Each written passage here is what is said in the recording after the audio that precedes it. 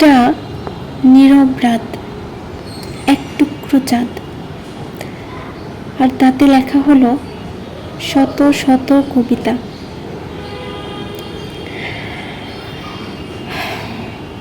কি সুন্দর চাঁদ উঠেছে আজ আকাশে, নরম, স্নিগ্ধ, শান্ত, তুলতুলে, কি সুন্দর। সুবহানাল্লাহ।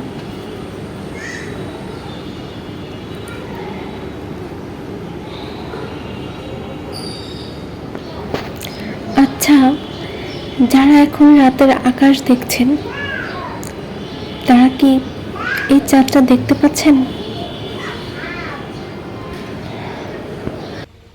কি লোভনীয় একটা চাঁদ, মাশাআল্লাহ, সুবহানাল্লাহ। কি অপরূপ সৃষ্টি আল্লাহ তাআলার।